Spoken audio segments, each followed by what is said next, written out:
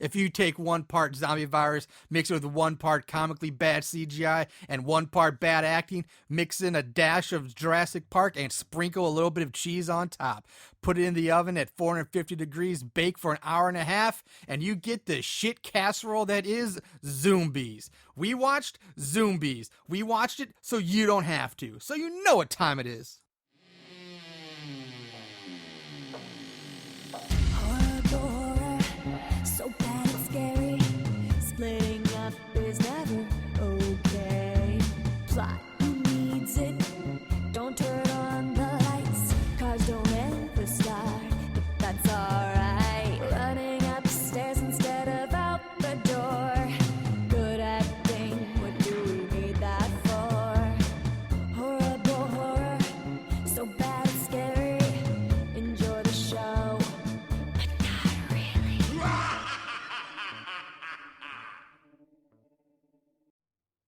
Greetings, Moon Goons. Welcome to Horrible Horror, the show where we watch the worst of the worst in horror movies. Movies so bad they're scary. I'm your host, Marshall Hampton. With me today, as always, is my good friend, my best friend, my co-host, my right-hand man, Mr. Aaron Southworth. Man, not always. I missed last week. You're right. I gotta stop saying always. I 'cause missed you missed a lot lately. Halloween. Yeah. I missed our Halloween, like horrible horror, the spookiest time of the year, Halloween, and I fucking missed it because I have a new house and my fucking sewer was backed up and shit was flying everywhere and I had to take care of it. Oh, I was so pissed. Yeah. You But missed I'm back. the Halloween, not I'm just the here. Halloween, but the 75th episode. too. Yeah, Big yeah. 75. I know, and I missed with Chris and Doug. Thanks, guys, for covering. Yep. So this week we did a movie called. Before you talk about it, let's tell them where they can find us. Oh, all right. Thank you for reminding me. Yeah, we're doing that at the top of the show now. Yes, we are. You can find us on Facebook, of course. You can also find us on Twitter at So Bad It's Scary, and then on Instagram at Horrible Horror Podcast. And then you can get the episodes, whether we don't know where you listen to them from, but you're obviously listening to it somewhere. But you can tell your friends. You can get it off of iTunes, Podbean, and Google Play now. So And are streaming from our website as well. that's right. Thank you. I'm tired. I won't lie. So yeah, Marshall's been tired. He's new father, and The baby is keeping me up. the baby's talking a lot more at night. Yeah. So Baby wants to party at night. I might miss a few things here and there, but bear with me. I'm dealing with it. So yeah, Zoombies. Oh God, this movie. Zoombies.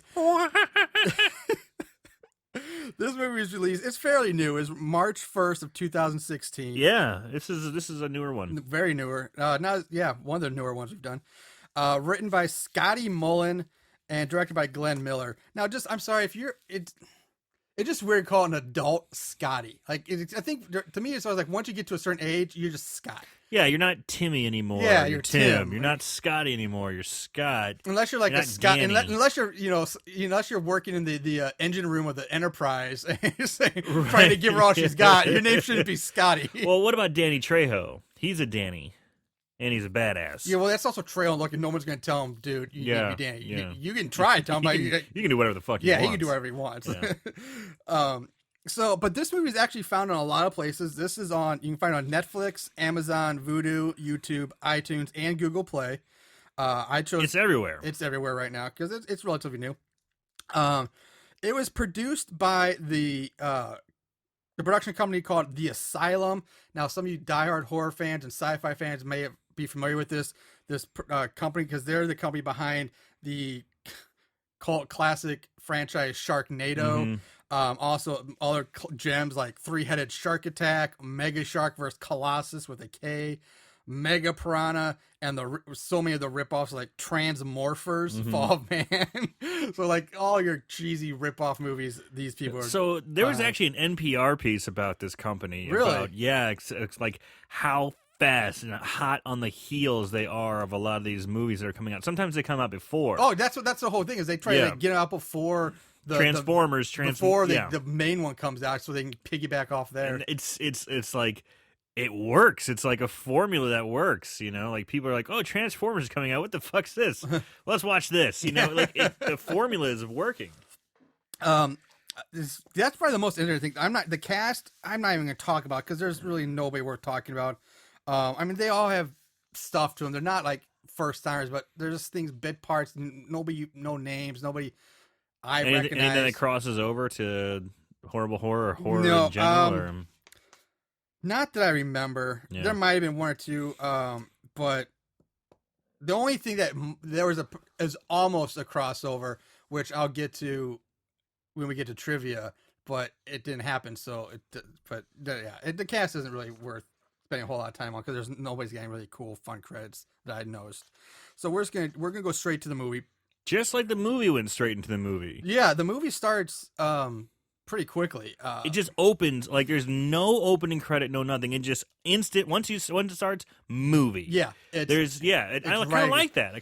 Yeah, it's the opening is it's movie. There's no credits right away, but the opening is basically a TV commercial for Eden, which is a new zoo that kind of like it's like a Jurassic. Basically, it's basically like a Jurassic Park of zoos, just without dinosaurs. But for like endangered animals. That's the big their spin. That's the big spin. Even though not every animal there is endangered. So it's exotic animals, lots of endangered animals. It's I get what you're saying.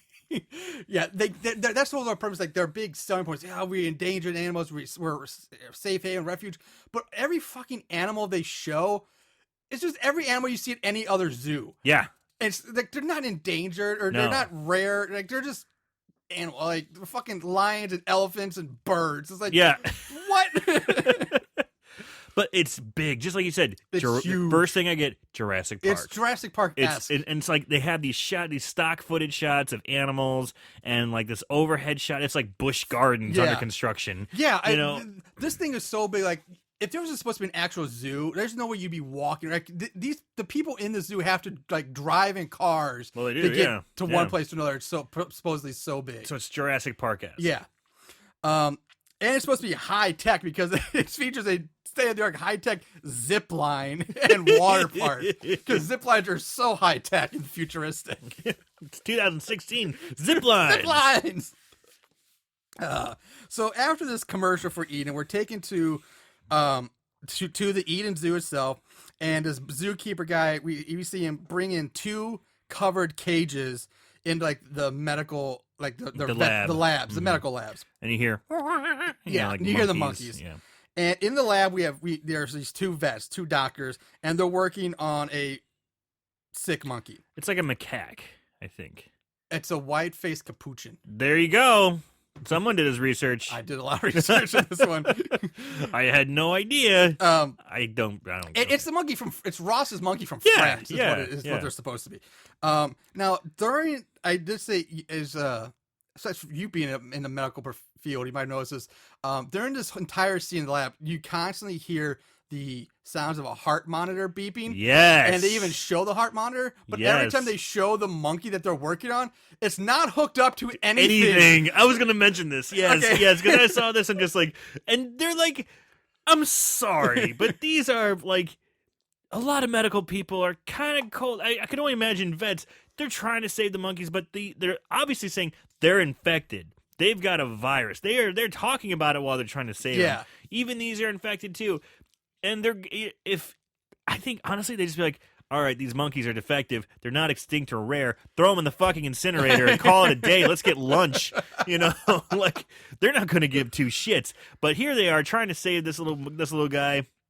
He flatlines. Yeah. Beep. Again, nothing connected to him. Absolutely no wires or anything hooked up to this monkey, but yet the heart monitor is beeping. So the one doc says, I'm not losing this monkey. Yes!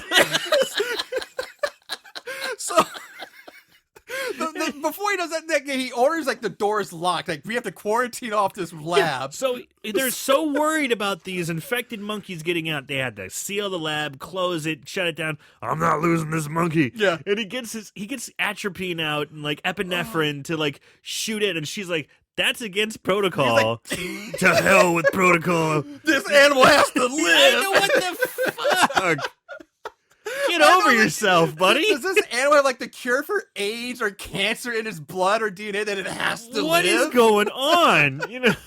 And why don't you have him hooked up to anything? Yeah, if he's so important, he's just this monkey with nothing, and it's all CGI. Oh, I was about to go into that. This the CGI that you in this movie is comically bad. Like, it's so blatantly cheaply done, and just it's awful. Shoestring budget, Yeah. man. It's so bad. But back to the story, they revive the monkey, and I guess it's like a tainted batch of epinephrine or I didn't whatever. even get that. Because it looked like there was blood in it already, which, I mean, if you do an injection, if you're doing an IM injection, you do put the needle in, you draw back. If you get blood, you're not supposed to give it. You're supposed to move back to a muscular area where if you draw back, you don't get any blood because you're not in the bloodstream, you're in the muscle. Anyway, he shoots him up with medicine. Yeah. I got your. I was confused about that because they're saying he's already infected, but then they're shooting him with what looks like a corrupted, some kind of corrupted medicine, exactly, or something. yeah. So like, are they? How are they infected? And then it's really fucking confusing. It makes no sense. So they shoot up the monkey, nothing's happening. Yeah. At this point, all the other monkeys in the cages are going crazy. At this point, they're hooting, hollering, and the dead one comes back to life and attacks the three humans. So they have their backs turned to the dead monkey, and they're like, "Okay, he didn't make it." And then you hear the heart monitor go beep, beep, beep, beep, and they're like, "Huh?" And they turn around again, nothing hooked up to the monkey. Exactly. That bothered me so much. And the monkey's like, he's got red eye, like his eyes in the area are kind of red, but his eyes are white, but around it's all red. His teeth, he just looks fucking creepy. Yeah. He's howling and screaming. There's occasionally, like, when the animals aren't really moving too much, like the CG doesn't look too bad on some of these monkeys, like just the facial animations. Yeah. But once everything starts moving, it goes wow right down the toilet. So basically, the monkey attacks, and the zookeeper is killed by the monkey tipping over a metal cabinet, which falls on top of him. Yeah. So he's presumably, I guess, crushing him with a metal cabinet. And which is just, for being the first kill in this movie, it's the lamest thing. It's so bad. He's like a looks like a fit guy. Yeah. And he's trying to find the monkey. The monkey jumps onto the cabinet and jumps off. And the monkey weighs, 20 pounds max? Yeah, but these things don't Not weigh that even. much. So the monkey jumping off the cabinet was enough to rock the cabinet over. Yeah. To fall onto a fit guy who sees it coming. He's going, And it stands. He can just easily catch it. Yeah. Just put your arms Or up. even if it does hit him, he'd be like, ow! Exactly. But how heavy is this cabinet? Yeah. And how'd this 20-pound monkey knock it over? Which means this was a safety hazard a long time ago. Yeah. But yeah, this guy acts like it's like the foot of like King Kong coming down on top of the crushing that scene. Right. Oh my god. Or he's going to get run over by a bulldozer or something. So yeah, zookeeper, he's dead now. So the male vet wants to paralyze the monkey somehow. He's like, well, tranquilize him or something. But his female counterpart is like, fuck that, I'm getting out of here. She runs to the door and she's frantically trying to unlock it. But she gets attacked by the monkey, who jumps on her face and then rips her eyeballs out and throws him like it would shit at the male vet. That I did love.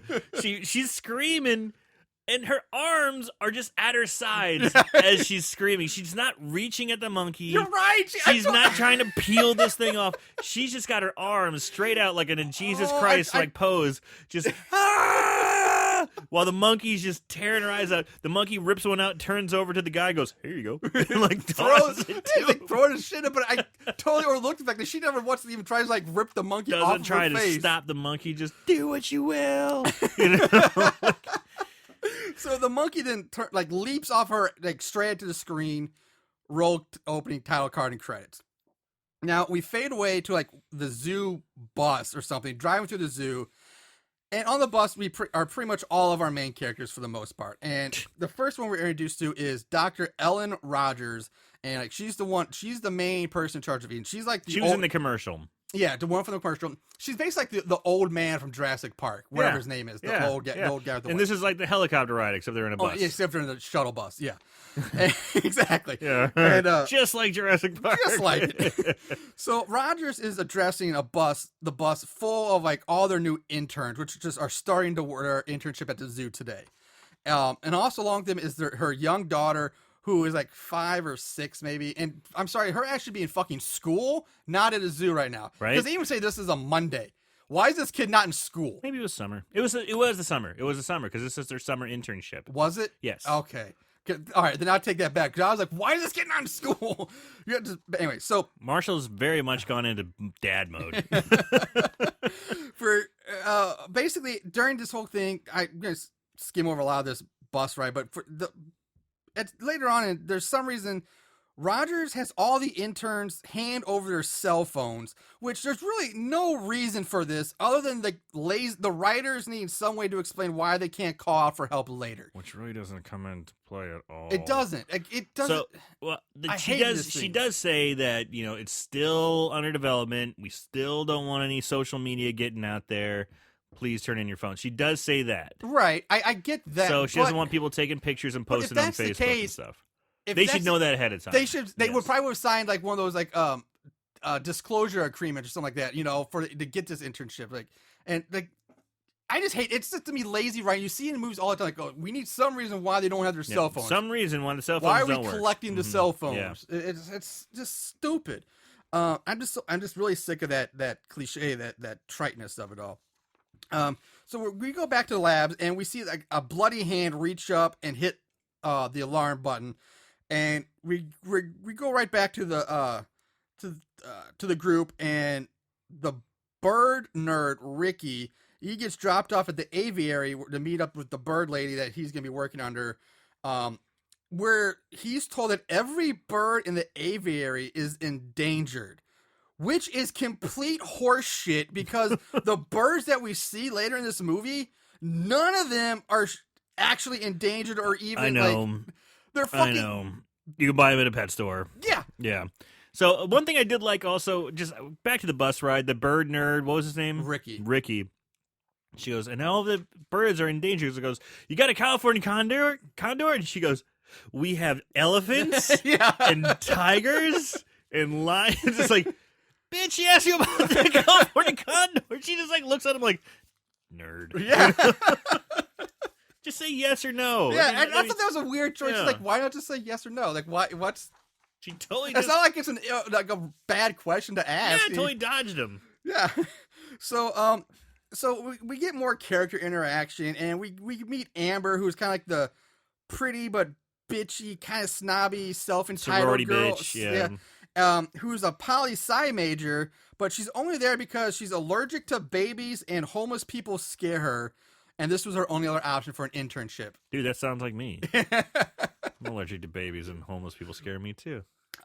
So again, the bus stops, and Amber, Rogers, and two other guys who really don't matter. Random. They're just fodder. They get off. Amber then thanks Rogers for keeping her secret, and then has her sign some kind of paper for her. So there's something, and she says if anybody finds out that she'll get kicked out of her sorority and her mother will go nuts or some bullshit like that. And basically we find out that Amber is on probation for losing her temper at the wrong bar And at fighting the wrong a cop. and at the wrong policeman or something like that. And Amber is the granddaughter of the zoo's biggest charity financial back or something like that. So that's her in. It doesn't come back. It's stupid. It just Rogers gives Amber a walkie-talkie and tells her that, hey, if Gus, your intern director, the guy doesn't show up, call me or whatever, and she gets back in the bus drives off.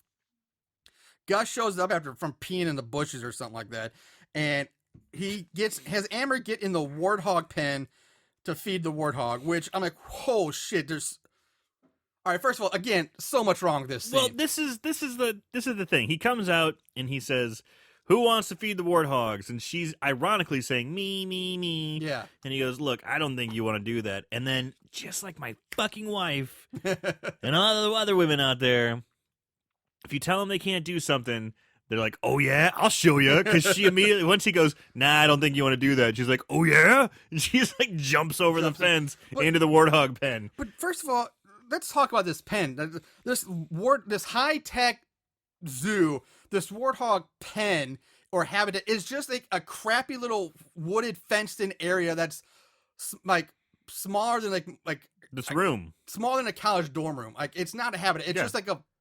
Why do they Big have pen. this? I mean, why they have? I don't know, but it's maybe just they had flimsy some wood. reason. It's so stupid. I didn't have a problem with that. And I thought I did because I was like, it's just stupid. Yeah. You don't go to zoo and see unless you're entire. Maybe I they don't were know if taking it's care of him. I third mean, we world didn't know the country zoos. situation. I mean, I didn't have a problem with it. So, and then the other problem I have is that I don't think there's any way in hell that this zoo or the zookeeper would just let the intern just Brand hop new. into the animal's habitat, like on the first day. This seems like a major lawsuit waiting to happen. Especially a warthog, which are called razorbacks. Yeah. With big tusks. Yeah. And bad and attitudes. she's just hopping into this thing's territory, like, "What's up?" How you like me now? I'm in here. Got a cell phone? Yeah. So, okay, now we go to the main gorilla habitat. This is kind of like the one that's featured the most in the movie, where we meet Kifo the gorilla, who has a special connection with the little girl, the daughter, and is somehow able to communicate with this girl. The girl and the gorilla communicate like it's Coco or something like that, or the monkey from Amy from the Congo movie. I think it was Amy. Yeah. Amy want raindrop drink. Yeah. At least I'll hang out with her because she drinks. But anyway, yeah, Kifo is in love with the little girl, and they sign back and forth. Yeah. And And when we first see Kifo, it's clearly a Oh my CGI God. head and face, but then the very next shot of it, if Kifo next to glass, is a dude in a monkey it's suit. a dude in a gorilla suit, and like he's the girl and the monkey are like having prison love, like they're putting their hands up to the glass, like Hand glass. they're prison love, and the mask. The mask of the guy in the suit looks more or less like a normal gorilla. Like, it's fine. But then when they show the CGI head, it looks like some sort of crazy new sci-fi gorilla species. They It's look like lost weight. It's Yeah. sleek and it's got weird It's like a gray beard and bigger fingers. Like they look nothing alike. Mm-mm. Drastically different. Yeah. So But I always love a guy in a monkey suit. I'm a sucker for that. So we enter Kifo's main keeper, who tells AJ, who's the primate intern, that Oh, AJ Hawk? AJ Hawk, who basically Yeah. looks like AJ Hawk. He looks a lot like AJ Hawk. really does. Before the haircut because he's got long hair. Yeah, or I he's guess kind of more buff. like he looked AJ Hawk was but or what was it, Clay Matthews? Clay Matthews, yeah. Yeah, basically one of those. Yeah, guys. but it's just funny because I was like, AJ, Clay AJ. Matthews, AJ Hawk. Hawk. He's AJ Hawk. Yeah. Too bad he wasn't the bird intern. Yeah, no shit. So AJ's told that Thea, the little girl, and Kifo practically grew up together, and that Kifo is the only cross river gorilla in America. And they all stand around watching as Theo and Kifo interact and talk to each other using like hand They gestures. spend like 2 minutes going, how about that? Yeah, it's like, Huh. look at that. Huh. That's amazing. Man in a monkey suit and my daughter are talking. Monkeys. So we cut to Rogers and Thea and the final intern, Gage. That's his name, Gage.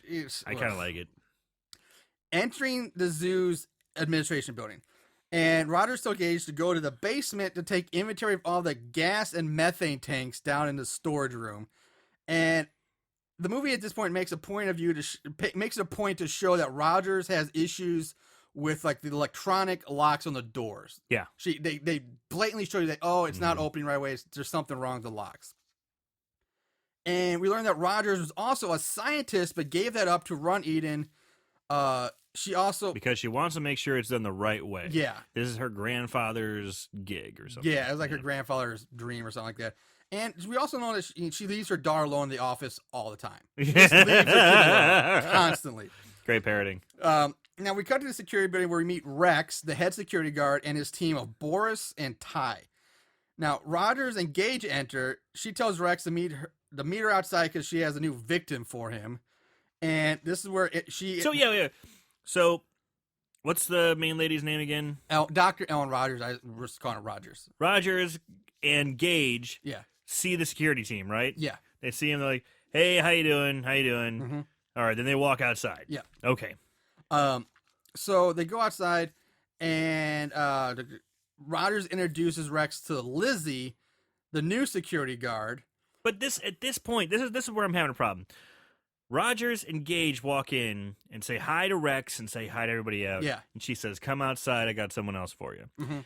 Rex just saw Gage. Yes. Just you saw him. Yeah, you have a problem with the fact that he thinks Gage is the intern instead of Lizzie, Well, even though he just saw him? He just saw him. He's like, oh, you must not be the security guy because I just saw you being with her and you're wearing a suit. Yeah. And then then he comes up to him again and he just taps on the shoulder and goes, hey, man, welcome to security. Get out of that suit. Yeah, don't wear suits, man. It's like, you just saw me. What? Yeah. What? Yeah, I thought that was really odd. I thought it was a really sloppy piece of writing and just a really weird transition to it. I thought I totally agree with you on that. So Rex gets a call on his walkie-talkie telling him that the other security guard he sent to check out the alarm at the medical lab has not responded yet. Can I just say also that Boris and Ty actually have pretty good banter? They seem to, like, their acting is very natural. I gotta say, I thought the acting was all right in this movie. They really committed to some bullshit, but they really committed. There was some decent acting, you know? It wasn't bad. In my opinion, I don't know what you thought, but I'm kind of on the other side of the fence. But I will say, the interaction Boris, with Boris Ty, and Rex, and like they kind of they're got not along. bad. Yeah. That interaction, I see what you're saying. That's not bad. I agree with that. But there's some other parts like I just think they were just awful. Like AJ, I thought was awful. They're. Well, anyway, we'll move on. But I mean, overall, okay. Don't get me wrong. It's not like masterpiece theater, but no, okay, fair enough. So Rogers and his security staff all try calling labs. No one answers, with the exception of Rogers. They all drive off to go check out the medical labs. The security team and Gage, who I don't know why Gage is with them, because he's not the security guy, but he's supposed to be Rogers' intern, but he goes along anyway. Oh, because he says, now this is where they points it out. He says, protocol dictates that 5 security have to go to a call. And they only had 4. They had Rex, Ty, what's the B word? Boris, and the chick. And so Gage is like, there's got to be 5. Protocol policy says it's got to be 5. Policy says it's got to be 5. And they're like, all right, fine, go. Then because he kept saying that, he's like, yes. All right, well, then there's that. Gotcha. You have been missing sleep, haven't you, Marshall? I have. So they all arrive, and they arm themselves with basically taser sticks, except for Lizzie, who pulls out a fucking gun on her first day. Her first day, she's already disobeying orders and disregarding the rules of the zoo. Like, she's not issued or given this. This is her own personal. She brought this from home to work. She's like, I'm going to bring my Glock with me to work at the zoo today. Yeah, they're like, okay, everyone, we don't know what's going on. Let's just take taser sticks. Yeah. No firearms. And she just goes, she's like, fuck that. Just blatantly pulls it out, cocks it, and then puts it back into her holster. And I'm like, whoa. Yeah. How'd you get this job? Yeah, exactly. Like, how long do you expect to be? Like, I know it's like, and she's probably gonna be the person like, what? You got something against me? Yes. But I know employees like that, man. I just want to slap them. Oh, God. So they all enter the lab, which has been trashed, and they come to the sealed exam room, and suddenly a bloody hand slams up against the glass window in the door from the inside, and we see a bloody Dr. Gordon, who is the main vet, who we finally learned what his name is at this point. He looked pretty good as far as the makeup goes, and him being all ripped up. Yeah, not too bad. Yeah. Not too bad.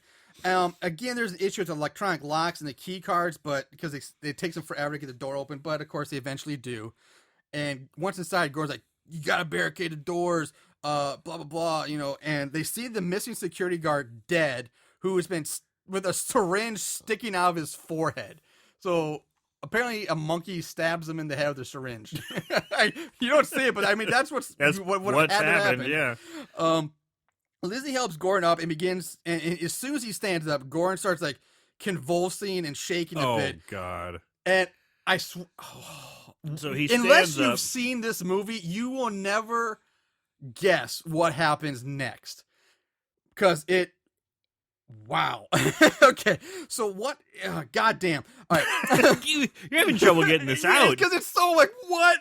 So a goddamn white-headed capuchin monkey bursts through Dr. Gordon's chest like because alien. he's been inside of Dr. Gordon. Somehow the monkey has been inside this doctor, rips through his chest cavity, and starts hollering and screaming at everybody else. And it's screaming so loud.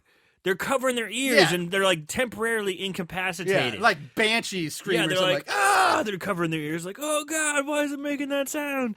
And then cue all the other monkeys. Yeah, it's like a battle cry, and all these other monkeys all these other capuchins Come start out of nowhere. coming out of nowhere, dropping. Out of nowhere. Yeah, there's a CJ. They just like drop through the bottom of a and there's like cabinet. 12 of them. Yeah, like where are these? Before there was 3 monkeys. Yeah, there were 3 monkeys in the whole lab. Now there's like 20. Yeah.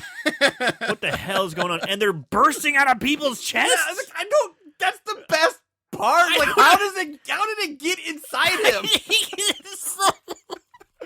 It's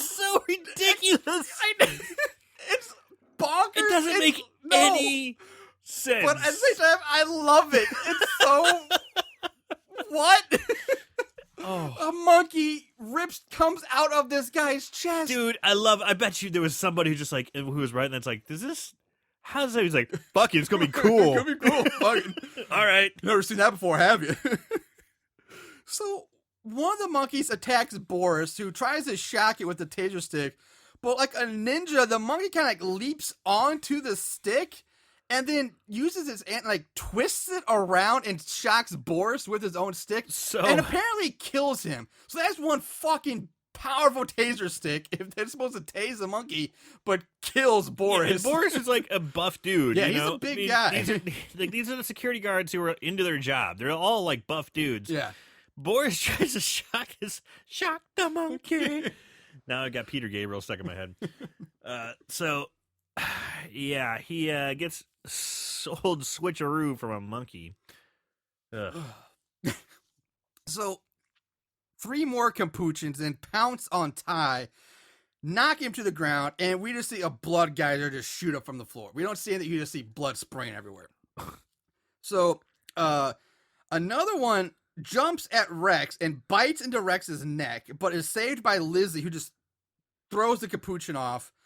The monkey goes after Lizzie, who pulls out her gun and shoots it in midair, causing the Capuchin's head to just explode. Now, she did shoot, because I was thinking about it, I'm like, okay, but she did fire a couple shots that missed. Yeah. And I kind of got the idea that it was a lucky shot. Now, there's something I'll give this movie a little bit of credit for, again, is they miss a lot of their shots. They shoot a lot of guns in this movie, but they don't always hit. They do have some misses, which is a little bit more realistic for a zombie movie. But anyway, that's all I gotta say. All right. So they flee the lab, but one of the monkey tackles this little capuchin monkey tackles Rex to the ground. Basically, again, Rex being a big dude. Yeah. Gets fucking speared by a capuchin monkey. It's like the Goldberg of capuchin monkeys. And sorry. It's so dumb. It's so dumb. And, So and this is another thing, is that the monkey's on top of Rex, I don't know, humping his face or something. Yes. Lizzie's struggling with all of her might to close the door on this like 20-pound monkey. Yeah, it was like Really? Really, lady? I know they say like chimpanzees or like, chimps supposed to be incredibly strong and rip your arm up. But this is like a little capuchin This monkey. is a tiny fucking monkey. And then Gage is standing there the door. pissing his pants. I'm sitting there looking at the situation, I'm like, oh, God. Why doesn't someone just grow some balls and be like, all right, hold on. Lady, if you're having that much trouble, let me take the door, close it with one hand, because it's a tiny monkey. Yeah. While you just kick the other monkey off of Rex, please. Yeah. Let's just calm the fuck down. It seems like we're making a mountain out of molehill. Yeah, so- They're monkeys. All right? Calm it down. Calm it down. Somehow I forget how the one attacking Rex gets killed, but Lizzie, because Gage takes off his sports coat, finally scoops it up and starts bashing the monkey against the side of the wall in his sport coat, a la Jason Voorhees in a sleeping bag. And I know Lizzie like crushes the other one in the door, but eventually. not before 2 or 3 monkeys slip out. Yeah, monkeys get away. Rogers then gets a call from Rex telling her what happened, and Roger's like, hey, we need to call the police, and Rex like, no, you can't do that because they won't arrive in time, so we're gonna hunt down all the monkeys before they can spread the virus. Again, that's just completely illogical. There's no, again, if you think about trying to track down a little monkey, multiple little monkeys in a park the size of like Jurassic Park. They said, look at our technology. Yeah, I know. We have tracking technology. And guess what? You see the 3 of them run out and they're little red dots, and then they show the whole thing, and the whole thing, all the animals are little red dots. Yeah. How the fuck are you going to tell which one's which? Exactly. So they tried to explain it. I had a big rant about that. They tried to explain it, but I'm just like, what? Okay, I'm like, okay, they got. There's a lot of flaws with this. I see the 3. I see the 3 coming out. I'm like, okay, they're the 3, and they're going to track him. And then they expand the picture, and it's just like red dots everywhere. I'm like, well, what the? Well, shit, you're going to lose them immediately. Yeah. Exactly, because that's what Rick says. It'll be easier to track them, and they show this digital high tech map, and there's like yellow dots that I guess are supposed to be the people. And red dots are supposed to be the infected animals, or at least the animals. But there's so much about this map. again, that doesn't make any They sense. have walls and grids and area like walls, Yeah. right? And they're just crossing through the walls, crossing through rivers, I know they're monkeys, but goddamn, Yeah. come on. But the other problem is, why are the humans showing up on this map? It's like, does that mean everyone that works there had to get like tagged with a tracking chip in order to work Like at a the watch zoo? or something? Yeah, Yeah, or- what's going on? And why, at this point, why are only the monkeys showing up? Because, like you said later in the movie, that everything shows up. So at first it's like, are just the infected ones showing up? And if the dots, and then also these red dots are, like you said, are moving so fast across this map. There's no physical possible way for a monkey to cover that much ground that quickly. Jetpacks, Marshall. Yeah, I mean, these dots, Jetpacks. these monkeys would be covering like hundreds of feet in a blink of an eye. Like, they're just, ugh. So Rogers warns Rex that no matter what, the monkey cannot reach the aviary. Because God help them if they infect the birds and the birds take flight.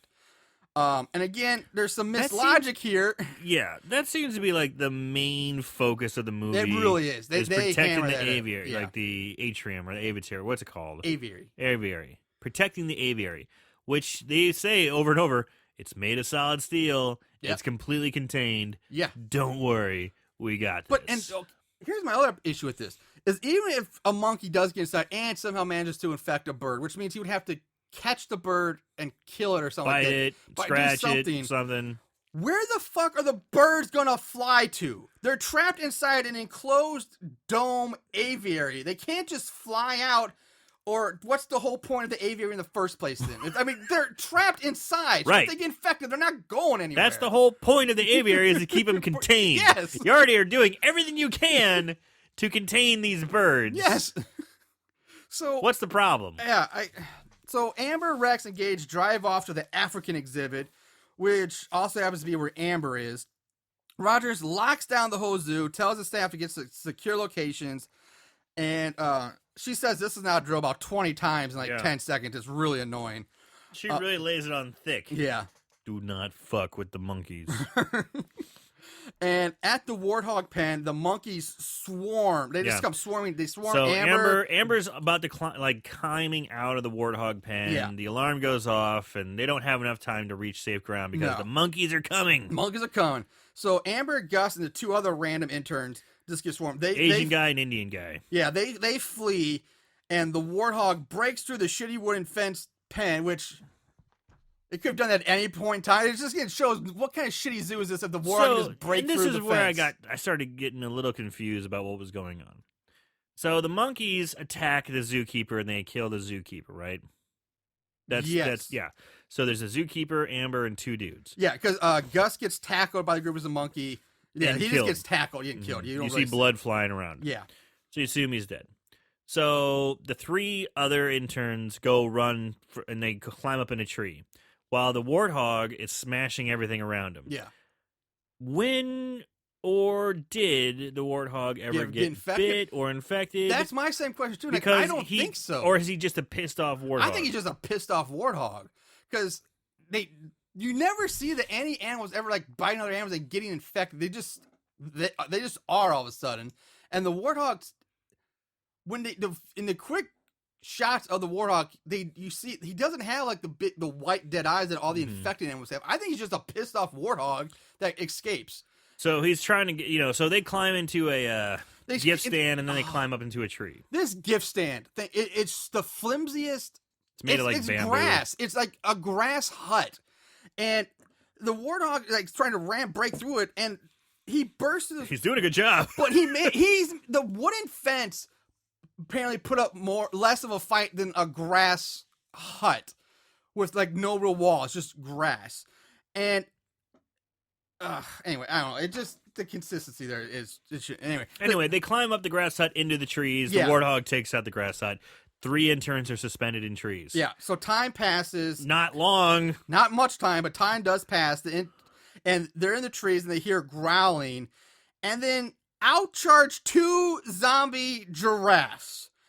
Let that sink in for a minute. Yeah. But I also use the word zombie very loosely here because they look pretty damn normal, except for like the white dead eyes that you can barely even see.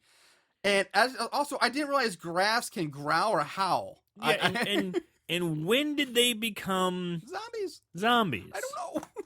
They're just, I know, everything just suddenly They is. just suddenly are. Yeah, I mean, so these two crazy giraffes start trying to. They're like brontosauruses in Jurassic Park. They go from herbivores to goddamn carnivores. And they're taking snap. They're trying to bite the three interns in the trees. Yeah. And it's so funny because you don't see any interaction between them. So you'll see a head lunge, and they'll cut to the intern like kicking at nothing. Yeah. Like, get away! Ah! And then they'll go back to the giraffe coming and trying to bite. You can tell. Back to the intern.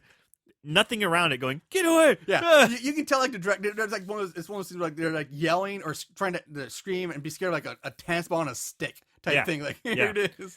And then they finally did have an actual practical effect. They did have like a rubber neck kind of come in and like flop against one of the people. Yeah, it looked pretty bad. But at least it was something. The frat boy intern who is a member of the Zeta Beta Mu. Zeta Mu Beta fraternity, which again ZMB is again zombie. Oh, I didn't catch that because I don't care. Yeah, it's a totally made up fraternity. I don't know anything about frats. But yeah, the Greek letters ZMB, which are also the same as the zombie, English alphabet, so it's zombie. Anyway, so he falls out of a tree. He gets bit, or the zombie the giraffe nips at him. He gets bit, I think, and he just falls out of the tree. And he's never seen it. And he's never seen it again. But it's not that big a fall. It's like maybe 10 feet. Yeah. Like he could have landed on his leg. Yeah, they're not like 50 feet in the air. Like, yeah, they're not that high up. Yeah. So. And the other random guy, he gets dragged out of the branch. He's on by a giraffe. Like he grabs him, pulls him out, yanks him out of the branch. Boy. At this point, the Jeep with Rex, Amber, and Gage pulls up just in time to see. I'm sorry, Lizzie, not Amber's in a tree.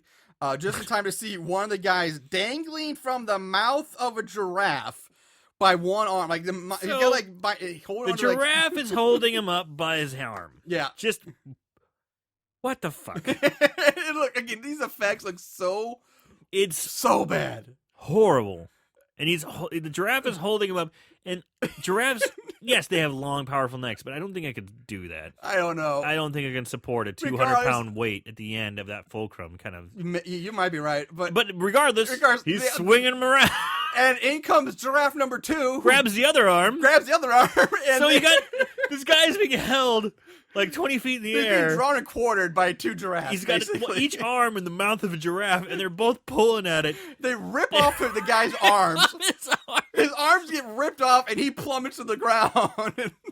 And you never see him again. Rex and Lizzie open fire on the giraffes. They kill one pretty damn quick. The other giraffe is going after Amber in the tree. And it manages to, again, bite Amber, and it dangles her from its mouth. Like, it's hold on to, like, the back neck of her shirt. Like, her vest or something. He's just, like, swinging her around like it's a dog toy, like, with, like, a rope. It's like, what the fuck? And it looks so bad. It's so bad. Holy shit. And Lizzie's like, be careful. Don't shoot the girl, but we have to shoot the giraffe in the head. So they're just firing, like, 30 shots at this giraffe, which none of them magically hit Amber. But dude, they're just shooting the shit. Just don't shoot the girl. Okay. No care, no aim. Dude. Amber would be a pincushion with bullet holes at this point. She'd be dead. The one security girl is shooting like from the hip. Yeah. She's just bam, bam, bam. Jesus. So they hit the other giraffe. They finally do shoot it, kill the giraffe. Rex reports back to Rogers. Roger tells him that it could be 3 hours before help comes. And during this exchange, we learn that Lizzie, who is the one who figures out that this is a virus affecting the animal's brains. I'm like, really? The ex-junior high security guard suddenly became a medical expert? What the shit? She literally says in the movie, oh yeah, before this, I was a security guard at a junior high school. Yeah. She got it. Do you think she took her Glock to that? Probably. Excuse me. So Rogers then gives him the green light to shoot to kill. So Rex and Lizzie, they're going over their strategy of what to do. Amber is arguing with Gage about, she's like, I want to get the hell out of here. I'm not Dude, staying. what the fuck is wrong with Amber? She just got saved. Yeah. These 3 people came and saved her life. There was a giraffe. A What the giraffe. fuck am I saying? I know. There was an evil giraffe wiggling her around in the air. They shot it dead and saved her. And she's like, I don't trust these people. I'm leaving. Yeah. I'm going to go walk through the woods. with Doesn't even thank him. What a Yeah. bitch. And at this point, another giraffe pops out from the trees. Gage pushes Amber out of the way, and he gets bit on the arm. Lizzie just runs up, shoots the giraffe. So, nothing cares. Nobody cares. But this gives Amber enough time while they're distracted by the Yes. giraffe and taking care of Gage Yes. for Amber to jump into the Jeep and be like, see ya, suckers. Yeah, fuck you. I'm out of here. Woo! And takes off in the Jeep. Yeah, she leaves him behind. What a bitch. Exactly. Man, she is a real bitch. Yeah. Back to Rogers, who apparently has forgotten all of a sudden that she's a medical scientist because it's her daughter that has to tell her, Mommy, use your microscope to fix the animals. And the mom's like, oh, yeah, I know medical science or something like that. Oh, yeah, I'm a scientist. I can do that. So now we see police and SWAT show up on the scene and set up a perimeter around the zoo. Because we just heard that 3 hours is going to be how long it's going to But, be yeah, for help to come. so And either- all of a sudden, well, they come. Thank you, Ontario Police. Yeah. Did you notice Yeah, that? it did say yes, I did. It said Ontario Police. Is there an Ontario United States? I believe there's an Ontario in the States somewhere, yeah. Is there? But it's very famously Canada. Yeah, obviously the most famous one's Canada. That just threw me off. I was Yeah. like, what? Um, What? Because there's an American flag in the background. Yeah, too. it's an American. I was supposed to really be America. confused. But there's got to be other Ontarios besides the big one. And besides, Ontario wouldn't be Ontario Police if it was Canada. It would be Mounties, and Ontario isn't a city; it's a territory. So it wouldn't be. It'd be like, I don't know. Anyway, fuck it. Help me. I need help. Anyway. Yeah, but you're right. So apparently, either 3 hours just flew by, or they just showed up way ahead of schedule. So we go back to Rogers, who's reading or talking to herself or something about how endangered animals have the choice of to either evolve or to go extinct.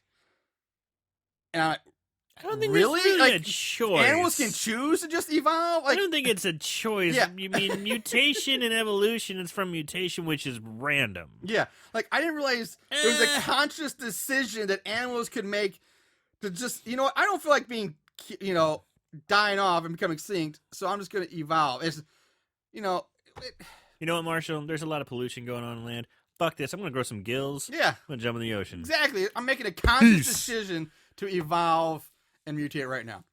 I mean, it wouldn't be all the poachers and climate change that'd be killing off animals. Right. No, it's them choosing not to die and evolving. So anyway, back to Rex, Lizzie, and Gage trying to figure out what to do next, and they hear a loud thumping noise, and they turn to see 3 elephants approaching them. Lizzie raises her gun to shoot him, but is stopped by Gage because he tells her, whoa, whoa, whoa, elephants are friendly and they have no natural predators, and he thinks the other animals would have left them alone. Motherfucker, I'm pretty sure giraffes are pretty friendly animals. You never hear people getting attacked by giraffes. They are actually so gentle, they have like 2-year-olds feed them at the at zoo. Yes. I remember feeding these animals at the St. Louis God. Zoo, going out and feeding them. Like, I'm just so... What the fuck? yeah. But no, What in the elephants are friendly. fuck? He's like, no. Tell you what, let's ride these guys. Yeah, exactly. I think we'll be okay. I think we can... So, These elephants look ridiculous. yeah. They look like gray rectangles. Yeah. Like gray squares with Yeah. like white tusks, like white stripes. They look so They bad. are. They're some of the worst CG in this entire movie. The only thing that happens before they ride is that we notice a bunch of blue dots show up on the magic map that Rogers is looking at, and we cut to the SWAT team getting out of a van and So storming the a blue warehouse. dots are the Or police. SWAT team, which means how are they being tracked too? Is everybody in this movie's universe just tagged with a tracking chip? Check in with your tracking chip. Are you born with? Is this like some weird futuristic society like Logan's Run, where you just have to you're You tracked? just have one constantly. It's like, what is happening? Come to think of it, I don't think there are very many actors in this movie over 30. No. Maybe it is Logan's Run. Maybe it is. So the SWAT team But they just get annihilated by a zombie lion, which you really don't see. Yeah, It's so just the SWAT teams, they come in, they got shields, they have firearms giant out shield, the ass, guns out assault the ass. rifles. Yeah. They come down and they make a formation Yeah, against like a phalanx. one lion. Yeah, They show one lion go roar, Roar. and then you don't see it, but you hear ridiculous amounts of gunfire and just screams, yes. and just gunfire. So you're telling me this one lion wiped out a whole Like 20 troop men. or patrol of Squad, 20 yeah. highly trained killers, Armed to the teeth, armed to teeth with body armor out the ass. but 3 dinky security guards and intern can take out 3 giraffes with a handgun. I thought fuck it's is going on? so bullshit. So- it's so bullshit. So let's just go ahead and accept the fact that the SWAT team gets wiped out, right? Okay. So the SWAT team gets wiped out. Rogers is like, oh no! Yeah, she listens. She's she really get- hammering it up. She hears him getting She slaughtered puts her over the head down on the walkie-talkie. desk and she's like, no. She's really upset. But that's the last you hear of the police. Yep. That's so it. they're like, you know what, boys? We're not going back. We're not sending any more in. Wrap it What up. happened to our SWAT team? That's it. Calling it a night. We gave it the old freshman try. We're done. Couch try. We're going. We're going to the bar. You guys deal with this shit. I'm out. God damn. So, at the aviary, Ricky and the bird lady, they're talking, The bird lady. and he says he's going to go check on the parakeets. Are you fucking shitting me? Parakeets? What zoo has parakeets? I'll tell you what kind of zoo. Your local fucking pet store that's what kind of zoo has parakeets. Because they specifically mentioned earlier that everything in the aviary is supposed to be endangered. There's no way parakeets are endangered. Say something. I gotta drink my beer. I was too busy drinking while you were on that rant. Yeah. They even make a mention because he even says, we have everything except the partridge and pear tree. And you're like, why don't you have that? Because they're not endangered. Yep. So Amber drives up to the front gate, rushes the gate, and Roger sees her on the security cameras. Like, hey, listen, you gotta come back. You can't go.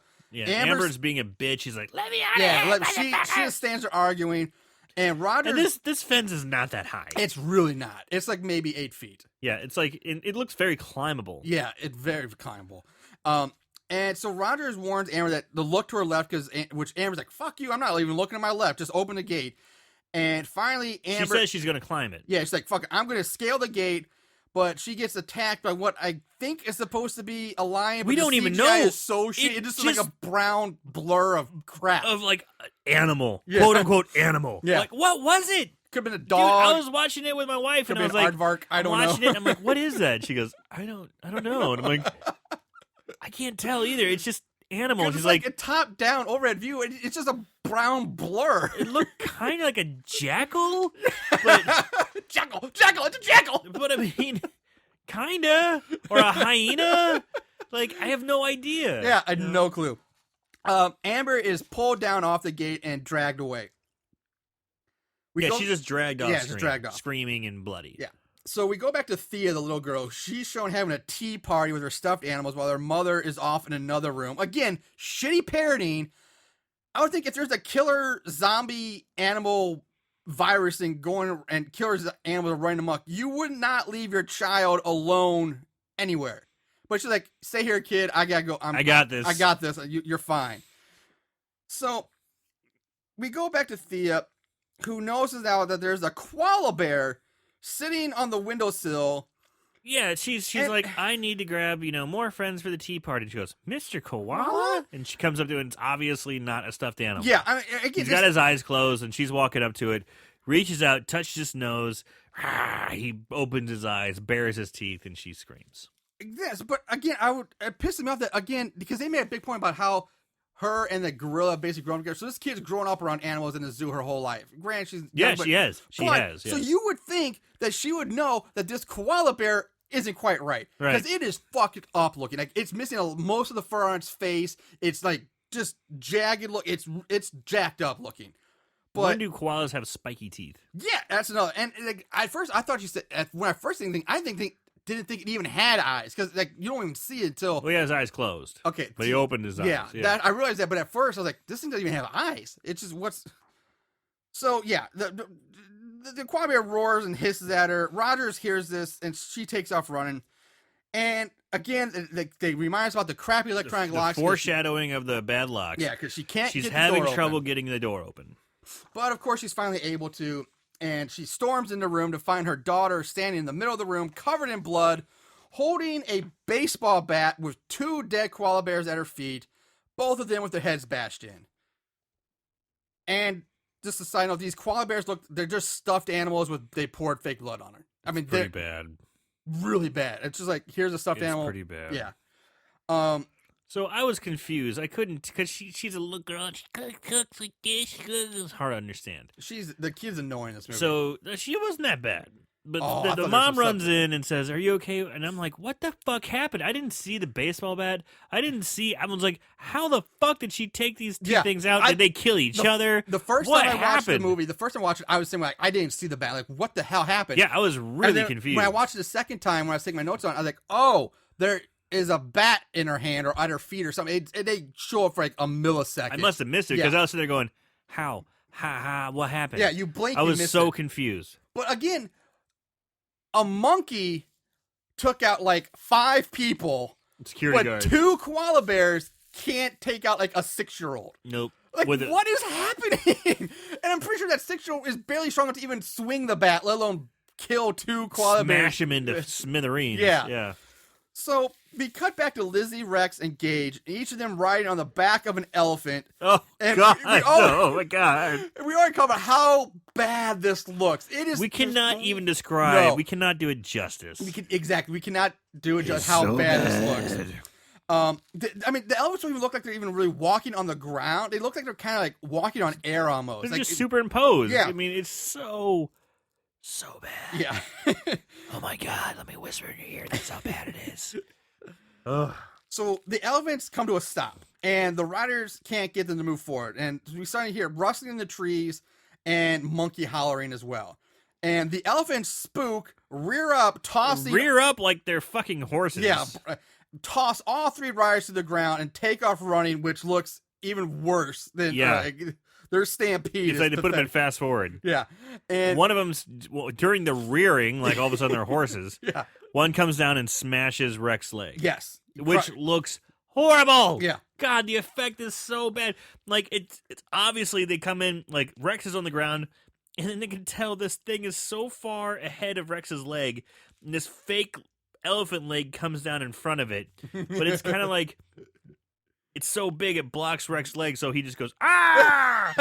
Like I got smashed. Yeah, that's exactly it. It looks so bad. It's kind of like, remember when you were kids and you're playing like swords and you'd stab Just each stick the other sword in the and you'd armpit? stick it out in the armpit? It's the same kind of thing. Yeah. Oh my God. Really, that's a great way to describe it. It's so bad. So now a ring-tailed lemur leaps out of the trees and attacks Gage, while Lizzie frantically shoots at the others up in the trees.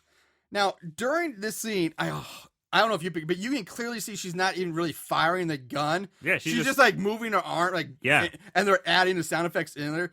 And she even tosses the gun aside when it, quote unquote, runs out of ammo, which it doesn't, because when that kind of gun runs out of ammo, the pullback switch, it locks back, and this thing was not out of ammo. She just throws it away, and suddenly more gunshots are heard, and the lemurs begin exploding in puffs of fur.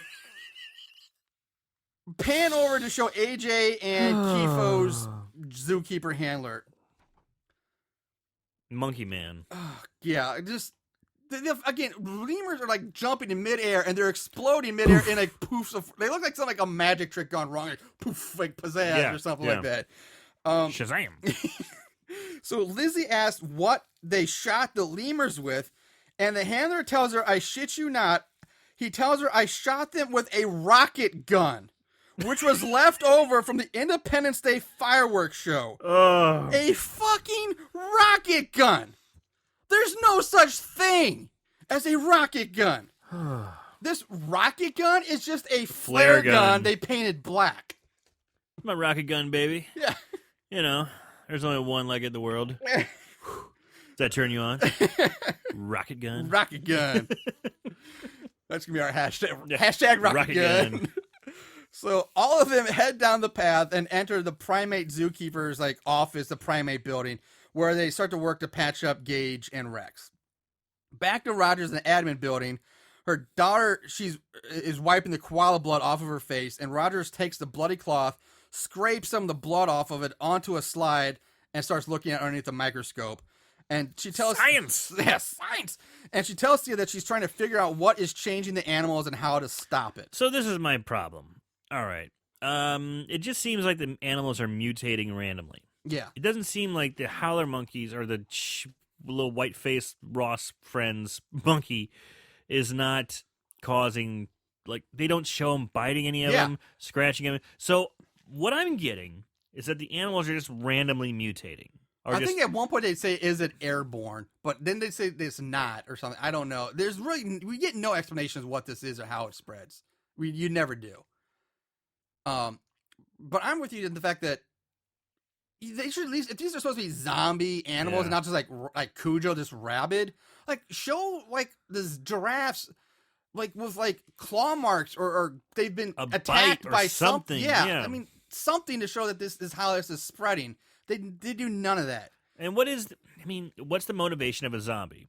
It's usually to eat the flesh, right? Yeah. To eat the brains, eat the flesh, whichever genre you want to go through. Regardless, they want to bite something, knock it down, and eat it. Yeah. Right? There's none of that. None of that's happening. Animals never eat any. They just kill to kill. They're not eating for. They're just killing indiscriminately. But they're not killing each other either. They're just going after humans. Well, yeah, zombies don't kill zombies, but you can make that argument. But I totally agree. They're not eating anything. But as I was saying, suddenly like, the daughter now, Thea, becomes like this deep philosopher and tells them all that they can't stop the animals until they get what they want. That being to get rid of all the humans. What the shit? Damn, girl, you got this deep. 6-year-old just comes up with that? What kid is going to come up with that? So we go back to Kifo's handler on the phone with the bird lady. They're making sure that the aviary is okay because they are fucking anal about. They're really worried about the aviary. Yeah. The lady's like, "We got this." Yeah, she's like, get annoyed. Like, up to him. Leave us alone. We're fine. And but she does say nothing has gotten in or out except for a rat. And you can imagine how long the rat will last with all these birds of prey in here. And I finally learned that the Kifo's handler's name is Dax. So after the phone call, the group in the gorilla lab discusses how to get around now that the Jeep is gone and the elephants ran off. We lost our Jeep and we lost our elephants. Our trusty mode of transportation. And the zoo tram is not working. So Gage mentions the zip lines that run all around the zoo. Oh boy. But Rex shoots them down saying that they're not operational and don't have the proper safety equipment hooked up. And this is when Lizzie finds a machete in a cabinet. And Dax realizes that he has to go save Kifo. He's like, oh, I gotta go save Kifo. He just runs out. Wait, you got a machete? I gotta go save Kifo. Yeah. He just runs out. And because according to Dax, Kifo is more than just a grill. He's the only animal of his kind still left alive on the planet. On the planet. Earlier they said he's the only one in America, and now he's the only one on the planet. Which, by the way, again is bullshit because they say he's a cross-river gorilla, which is a real type of gorilla over in Africa in the cross-river region. But there's multiple. There's not the only one left in the planet. They're fine. Yeah, maybe they're endangered. I'm not sure if they're even endangered. They might be at risk or something, but they're not endangered. I don't think. I could be wrong, but there's more than just one. Ay, caramba. So Dax runs out of the lab, and the others just watch on the security monitors as he finds Kifo laying on the ground with his back to him. Dax kneels down to check on Kifo, and that's when Kifo stands up to reveal that he has been turned into a zombie gorilla.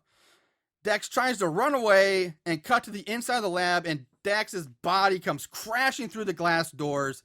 Kifo leaps in and just starts repeatedly slamming Dax into the floor. Like, picks him up, slams down, picks him up, slams down, just bashing this guy all over the place. Gage and AJ make a break for it, and try to hide. They go hide. Yeah. So Kifo dispatches Dax, kills Dax, and then Kifo's on the hunt. Yes. So the security people break off into one group, and AJ and Gage are breaking off into another. Yes. AJ and Gage are creeping around. They're in the same fucking room, essentially. They basically move one room over and try to hide behind like a paper wall. Yeah, so it's very open. Yeah. And AJ and Dax are like, shh, be quiet. Okay. Oh, God, don't make any sound. Don't make any sound. Just about 5 feet away. Yeah, it's a giant gorilla. But you have Rex and what's her tits, Lizzie. Yeah, I don't know exactly where they are. And they're talking. They're like, "Oh my God, we gotta get out of here!" Yeah, being so loud. The spatial awareness of this group is very confusing because they clearly show where AJ and Gage go to hide, but when they show Rex and Lizzie, they're just somewhere else. You don't really know where they are. They're in the. You don't even see him leave the room that Kifo kills Dax. And for all I know, they were still in that room. That's why I'm just like, they're in earshot. They have to be in earshot. And they're screaming and yelling and talking. I'm not going to make it. You're going to make it. Oh, no, I'm going to sacrifice myself now. And then you see Gage and AJ like, shh, be quiet. Oh, God. It's just like, oh, come on, guys. Yeah. Kifo is wandering around. He's on the hunt. Rex makes Lizzie promise him that she will make sure nothing gets out of the aviary, and then says to her, I know my purpose, so I want you to go out there and find yours. And then he hobbles away with the machete. Because she gives him the machete. Because he's going to sacrifice himself. My purpose is to sacrifice himself. Now, you go find your purpose, which is, I don't know, open up a fucking California pizza kitchen in Milwaukee. I don't know. So, anyway, Kifo finds AJ Gage, and he's about to kill the two of them when Rex just leaps out of nowhere and stabs Kifo in the back with the machete. Starts riding him around. Yeah, he's like holding on to him. And Gage, Lizzie, and AJ make a break for it as Kifo grabs Rex by the head and just crushes his head like an egg. Just pops it. Mm-hmm. Both hands, just starts crushing his head. Which we've seen, Jason do the main Mike, we've seen that kill before. Someone's been showing Kifo some Friday 13th movies. I guess. Probably that fucking girl, man. She's into some dark shit. She's saying that animals want to kill off all human beings. There's something wrong in that head. Maybe she's teaching Kifo how to kill the humans. Maybe she wants to be queen of the apes or something. She had no friends. They do say she has no friends. The mother says she has no friends. I wish she had real friends and not just a monkey or something like that. So maybe this is her revenge on the human race. I have no friends. I'll get you all. My monkey minions will kill you. Monkey minions. She's become like a Batman villain or something like that. The monkey minx. Instead of poison ivy would kill her with plants, she's like controlling the monkeys. 6 monkeys on you. Yeah. So the other 3 end up inside Kifo's habitat because that's a brilliant place to run. Let's run into the enclosed habitat. Sure. But then AJ tells him the only way to get out is to climb up and over the rock wall. Which, again, are you fucking kidding me? So you're telling me this whole time, this massive and super endangered gorilla could have easily just climbed over the wall of his habitat. If a human can climb it, goddamn right. right. A monkey or ape's going to be able to climb over this thing. Jesus. So what kind of design or security oversight is that if the monkey could just climb out of his enclosure at any point in time? This is also another problem I had. So they're climbing out. They're like, oh, okay, we got to climb out. Kifo's coming. They're climbing. And they show the guy in the monkey suit come up, and it looks like normal, happy-go-lucky Kifo. Yes! And I was really confused. I was like, oh, that's not that Kifo. Must have been a different monkey. Because they look totally different. It's not the zombie monkey. It's the normal, happy-looking... Man in a suit zombie. I like to play games with little girls kind of monkey, not the I'm going to kill little girls kind of monkey. I was really confused. I was like, oh, he's not infected. It must have been a different monkey. And they're like, nope. Wait, what? I don't understand what's happening. Yeah, and that's also taking the fact that, one, to climb out of this thing, it took him like 3 steps. Yeah. Like, they climbed out easily. But I just want to say, this zoo deserves everything that happens to it. This is, the way this thing is designed and the security measures, this zoo just deserves everything that they get. So up and out they climb with Kifo close on their heels, and once they reach the top, they just push a large rock over the edge, knocking Kifo down to the ground, and they run away. So now, of all times, is when they start a conversation about Lizzie not going to college. Because now we need backstory. Because this is when they choose to put in the backstory. Now when they're chilling on the bus or just hanging out talking, we're being in the middle of a zombie animal apocalypse. We're being chased by killer gorillas. But hey, you know what? Let's shoot. Let me berate you for not going to college. You got monkeys and lemurs and gorillas and giraffes and elephants and all this shit's happening. Hey, you know what? Tell me, why did you go to college, huh? Let's have a heart-to-heart. Yeah. I mean, they Gage like, you know what? You are making your life harder than it needs to be by not going to college. You should have gone to college. And Lee's like, Gage is being a dick. Yeah. And Lee's like, I became a security guy because I wanted to be left alone. I don't need anybody. Nobody needs me. Blah blah blah. That's why I'm being that. And they're trying to like, again, this is so out of place. Like, you wouldn't be talking about this shit if this was really going on. You'd be like, we gotta get the fuck out of here. This is like small talk at a bar. Yeah. Thankfully, this conversation gets cut short when AJ hears what he hopes is the police coming.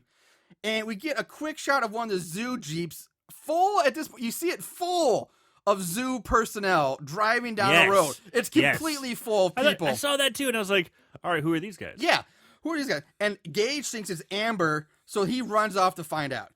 And next comes a quick series of shot of the group running through the zoo and Amber speeding through the streets. But she's the only person in this Jeep, now even though she's just the only seconds one. ago we saw with at least 4 people in it. Full. All in uniform. Yeah. Yeah.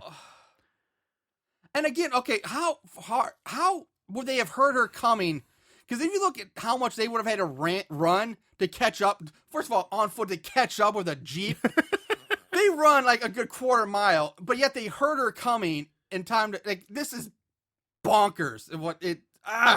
So Amber is driving, zigzagging through this. It's all twisty, turny roads. Zigzagging through, they flag her down, and she stops. And then when she stops, all of a sudden she's like, just dying. As soon as she stops, she's covered in blood. She's shredded. Her neck is cut open. She says like one line and just dies. She was driving like a fucking ace. Bat out of hell. Just like weaving in and out, hitting the brake just right. She sees the group. She stops, puts it in park. Die. What?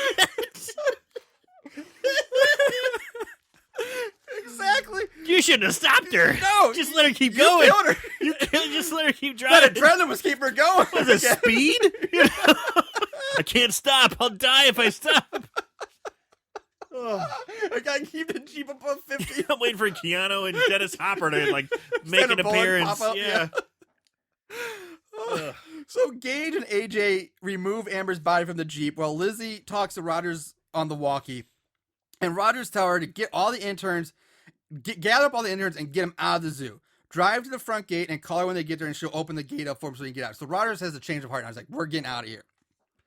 During this conversation, Rogers sees red dots on the map closing in on Lizzie's location. The walkie begins to break up because it's been perfect throughout this entire movie, but all of a sudden now it's getting stacky and breaks up. Sure. And all we hear are the words lions and surrounding from Rogers.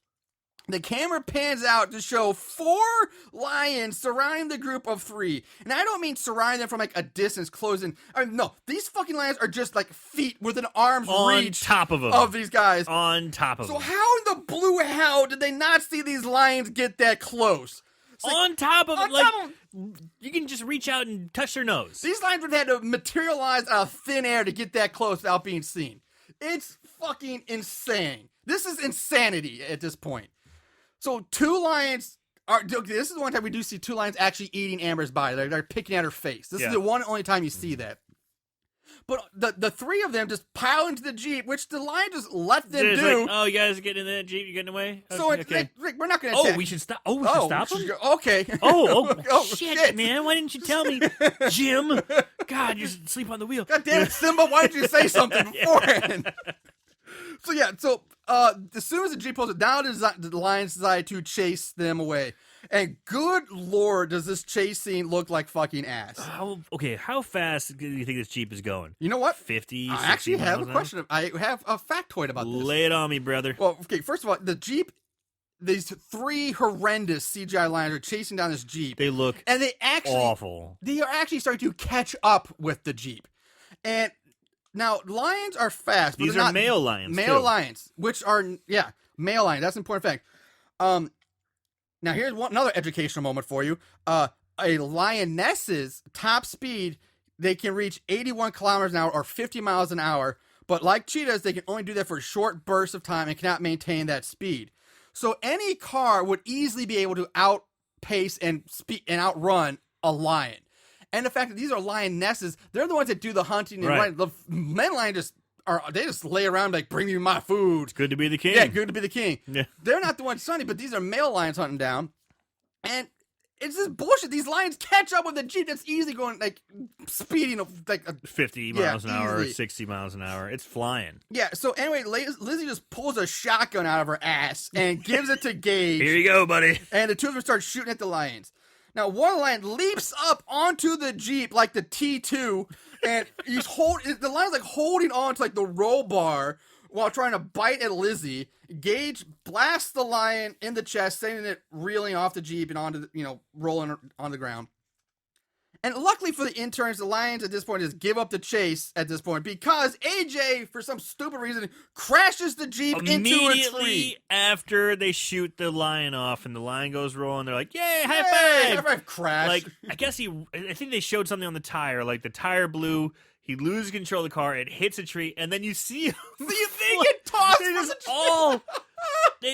even AJ, like, maybe the two in the back, maybe. But not AJ, the guy driving, holding the steering wheel.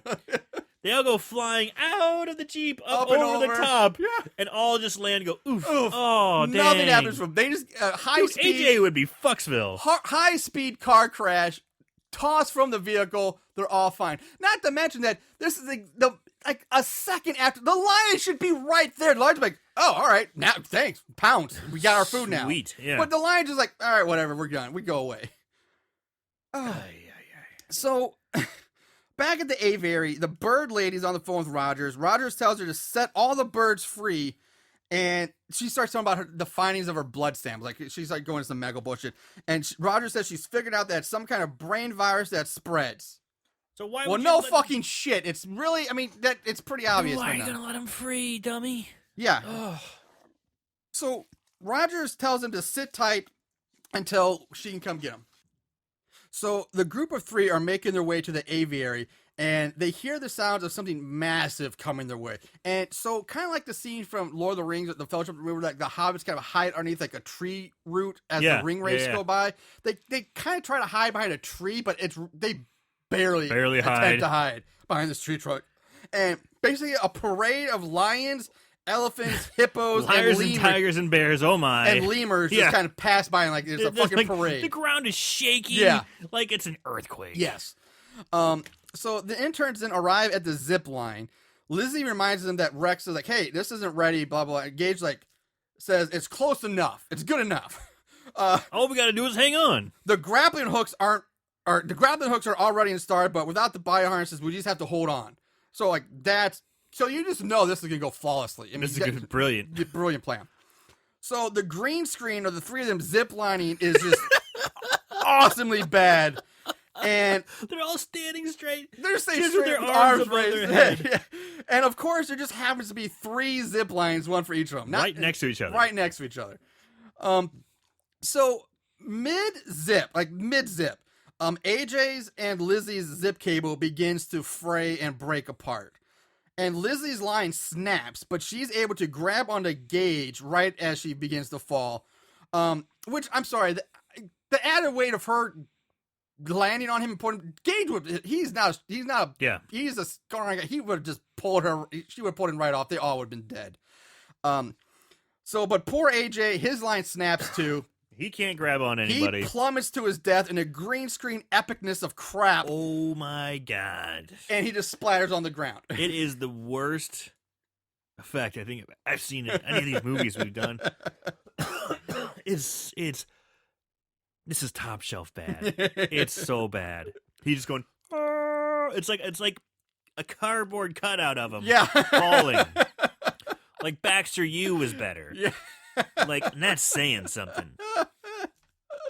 So apparently Rogers and Thea have watched all of this happen from their window. Because they were looking out like, hey, mommy, look at it. They're like waving to them on the zip line. They're like, hi, guys. And then they plummet to their death. So Rogers then ushers Gage and Lizzie into the admin building and takes them downstairs to load up all the gas tanks they can carry. And the little girl, Thea, is way too excited about this movie, this idea. We're going to light it on fire. And she goes, awesome. She's like, all right. Yeah. She's like, something like that. Let's do this. Yeah, it's like, what?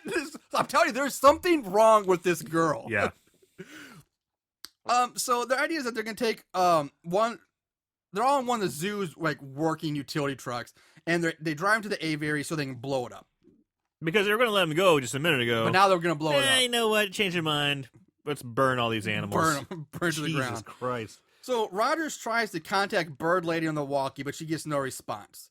So Lizzie and Gage volunteer to go inside, check it out, and Lizzie makes Rogers promise that if anything happens, that she will destroy the aviary. So once inside, they hear someone calling out for help, and we get a quick shot of two macaws pecking at the glass dome, trying to shatter it. And again, it's so bad. We've got the idea. It's bad effects. Oh, my God. But now we're also showing like a video screen that apparently is still running Windows 96, I think. And it reads Integrity Breach Aviary 94%. So apparently this computer is hooked up to everything. And it's reading the structural integrity of the aviary. Yes. And they're apparently these little two birds. Just two. Two small birds are tapping away at this area, and it says that it's depleted it from to like 94%. 94%. Like, maybe that's that one window is really getting fucked up, so all right. Go on, Marshall. So, Rogers begins to unload the gas tanks from the truck, but she falls over in the truck bed, and I guess somehow sprains her ankle or something because she makes a big deal. Like, she's just like, she really makes a big deal. Like her ankle got fucked up. So I'm like, okay. Nothing I'm like, let's see how that ties in. It doesn't in any way, shape, or form. So I wonder if the actress is like, ow. The actor's like, oh, keep it in. So inside, Lizzie and Gage find the source of the voice calling for help. And it turns out to be another macaw who's repeatedly saying, help me, help me. As it's perching on the back of Ricky's dead body, who Ricky has had his eyes pecked out. And suddenly a bloody hand lunges out and grabs Lizzie's ankle. Spinning around, Lizzie sees the Bird Lady. Bird Lady's barely hanging on to life as a bald eagle has clawed and pecked out Bird Lady's intestines and used them to make a nest in her stomach. There are two eagle eggs in the intestine nest, and the bald eagle sits on the Bird Lady's hip watching the eggs as Bird Lady's screaming out, "It's nesting in me! It's nesting in me! It's nesting in me!" I fucking loved it. I'm just like, oh my God. This is the symbol of freedom in the United States, ripping open a woman and nesting her innards. So God damn, that was awesome. So now all this, the sounds of all the other birds are heard chirping and calling out, and it's just a red blur, really. This red bird swoops down, attacks the Gage, and we see the computer screen again showing 64%. So these two little guys are going to work. Yeah, two macaws have gone from 94% to 64% in like 20 seconds. They haven't moved to any other. No, they're just in the one spot. I'm gonna make this. So, so we see Rogers pouring gas around the aviary. She pulls out a lighter, sets the gas on fire, which ankle's fine. It ignites the aviary. Back inside, Lizzie and Gage are quote unquote fighting off toy parrots. This is bad. They're holding like stuffed animals. They're going, like struggling with them. Rip off a wing. Lizzie rips the head off of one, like she's Ozzy Osbourne or something. Like just rips the head off of a parrot. And Gage rips the wings off of his, then slams it to the ground and stomps on it. Just smashes it. So the two of them raised their guns and just began shooting into the air at the dozens of other birds swarming around. And at this point, smoke begins to rise up around their feet. The dome integrity is shown to be down to 15% now. So those little guys are going to town. Yeah, they are. as Rogers drives off in the truck, just like fucking leave him, right as Lizzie and Gage exit the aviary. Perfect timing. Rogers does stop the truck to pick them up. And I noticed that I don't know if you noticed this too, but the ramp that Lizzie and Gage use when they exit the aviary is the same ramp that we saw go up in flames when Rogers sets it on fire. Oh, But when yeah. they come out, it's completely fine. There's no fire or anything. I didn't notice that. Yeah, it's the exact same ramp. So Lizzie tells Rogers to back the truck up as close as she can to the aviary, which they do. And we see the glass dome is near its breaking point from the two parrots pecking at it. The screen's shown at 10%. It's like a countdown. Yeah, it's almost like a countdown. Yeah. Lizzie pulls out the rocket gun, aka flare gun, shoots it at the truck, causing a massive explosion right as the countdown reaches 0. The four of them stand there watching the fiery devastation, and a large bird that's completely engulfed in flames. It's like flies a fucking out. phoenix. It's exactly what I have. It looks like Yeah. it's exactly what I put in my notes. It's this phoenix. It's going Swoops and out. flying into the air, coming at him. I will say that this bird, as bad as it looks, it doesn't look as bad as the birds from Birdemic, for those of you who've actually seen that movie. Gage shoots the firebird with his shotgun. The bird explodes in a fireball, and the aviary just burns while other birds on fire frantically fly around in the flames. A roar is heard and off screen, and they all turn to see Kifo standing on a hill of burning grass. So Kifo the gorilla is back. He's back. Kifo charges at them. They run for the front gates, which, again, the location of this is like...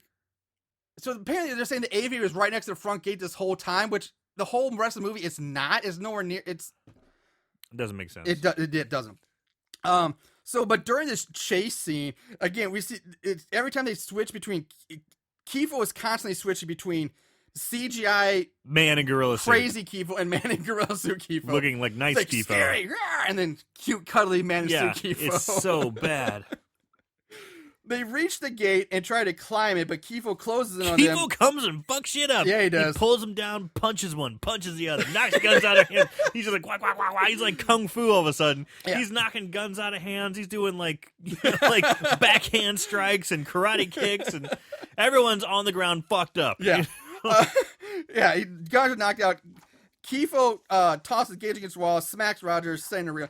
Kifo is standing over Thea, the little girl, roaring, and she's screaming, "No, Kifo, no!" And then, blam! A single gunshot rings out as Kifo is struck in the eye by a bullet, killing him. Thea, Lizzie, and Gage all sit up to see Rogers holding Lizzie's handgun and crying. Now, basically, we just cut to the four of them being flown away in a rescue helicopter. In a fucking Apache. What the hell kind of rescue helicopter was that? They show it flying in. It's a fucking warbird. I mean, this is like something you're going to see in Afghanistan or Iraq. Yeah, it would have been like anything would have been like a Blackhawk or a Chinook or a Apache Blackhawk helicopter or something. God damn, It looked like a war machine. Huey, the other one. It looked like a badass war machine. Yeah. So basically, Rogers is there talking about how she failed and that all she ever wanted to do was help save endangered animals. And again, we get the deep thinking and profound little girl returns to say, "But you did do that, Mommy. You say." And Gage chimes in saying, "You saved our lives. We were the endangered animals." Vomit. So they fly off into the sunrise like the end of a Rambo movie or something like that. And we cut back to Kifo's dead body. The camera zooms in on Kifo as Kifo's eyes pop open.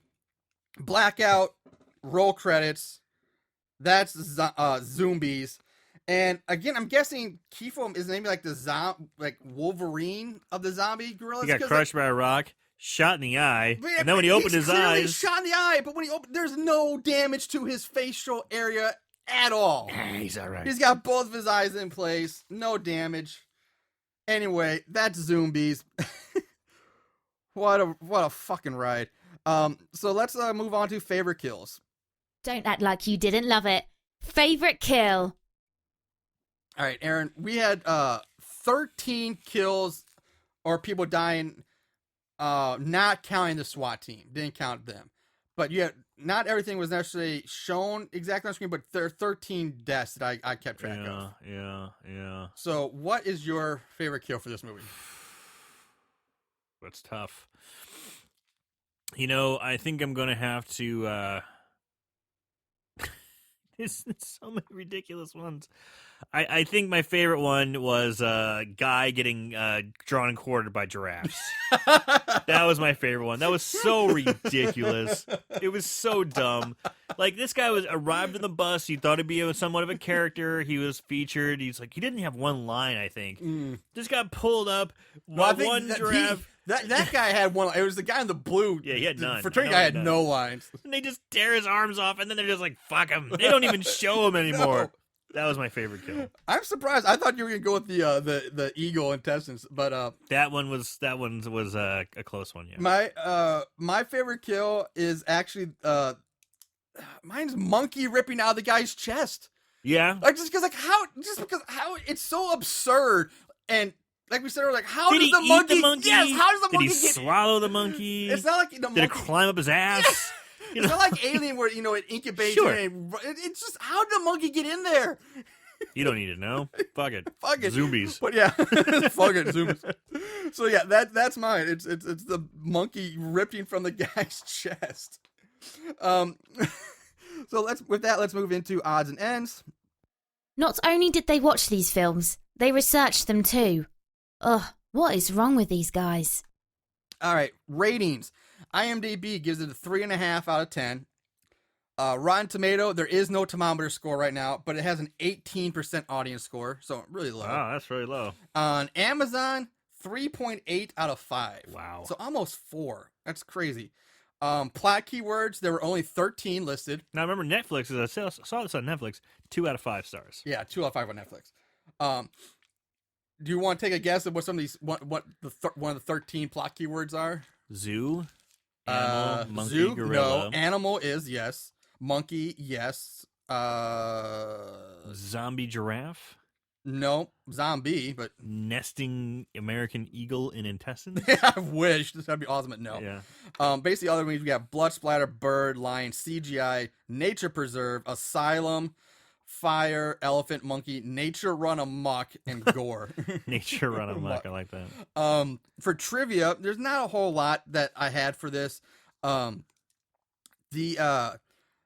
administration building that's featured in this movie so much is actually the same building used in the 1996 Pauly Shore masterpiece Biodome. Sweet. Yeah. All right, buddy. And there is a video game. Yes, there's a video game based on this movie called Escape from the Zoombies. The game was released in April, just a month after the release of the movie. And the game features various sound bites taken straight from the movie of the actors spouting out some of the more memorable lines like, quick, run, or we have to stop the gorillas. Don't let them get to the aviary. It's really bad. But Where can you find this game? the game is fucking awful because I did check it out, look at it. But if you are curious, you can find it and play it for free at www.fuse.tv/zombies-game. Fuse.tv/zombies.game. Dash game. All right. There you go. I'm in. It's so bad. So our budget, like, unfortunately I could not find the budget information for this movie. I really, really wanted to. Yeah. Based on the crappy CGI. I wanted to know what it was, but I could not find any of the budget information. So let's just go straight to 5-star reviews. These special movies have a place in these special people's hearts. 5-star reviews. Now, there were like 2 pages of 5-star reviews on Amazon. Most of them were kind of short. I didn't really write a whole lot of them down. I did write some down that were worth reading. So 5 stars from Todd Olson. I've been tired of the zombie movies for quite a while now. Then I saw this movie's plot. There's so much amusement in this movie, assuming you don't take it seriously, which you shouldn't. There's also so much room for a sequel or 2. I personally want to see zombie penguins just for fun. Worth it. Enjoy the clear homage to Jurassic Park throughout, and pray we get a sequel. 5 stars. From Ratty. excellent movie, both plot and acting. It's sure a different premise. Yes, it does have much of Jurassic Park in it. Jurassic Park is even mentioned in the movie, so you know it was deliberate. Well worth the time to watch. 5 stars. From a customer, cult classic in the making. That's it. Last 2 5-star ones. From Merrick Singh. This movie will definitely make you think about going to the zoo in a weird kind of way, of course. Awesome horror flick. 5 stars. Really? That's going to make me think about going to the zoo? This isn't like the Jaws of zoos. Yeah, I just don't know if I'm going to go to the zoo. Zombie apocalypse. And from another customer, a perfect, funny horror film is exactly what I wanted. Kim Nielsen is magnetic. And I wrote down like I've never referred to it as magnetic. I've heard magnificent, magnanimous.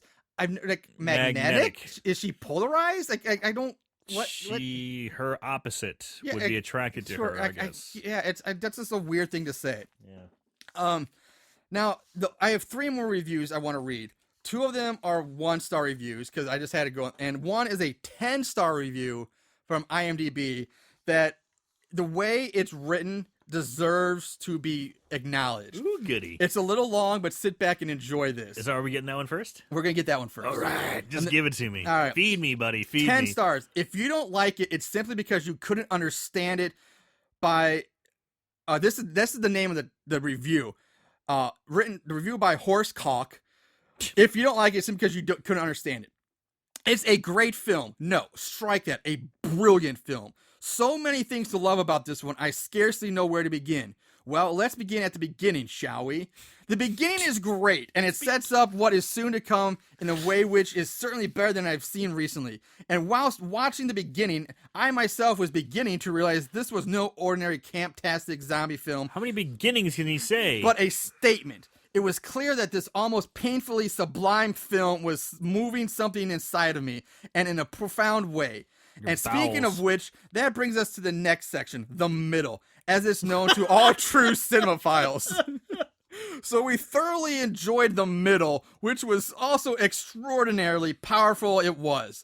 It digs deep into the bowels of your subconscious and then gives you a colonic of sweet and delectable goodness to flush out all those past negative film experiences which you have all you bound up inside, unable to release. Ew. Not unlike the time you got a little too familiar with the cheese bar at your cousin's wedding.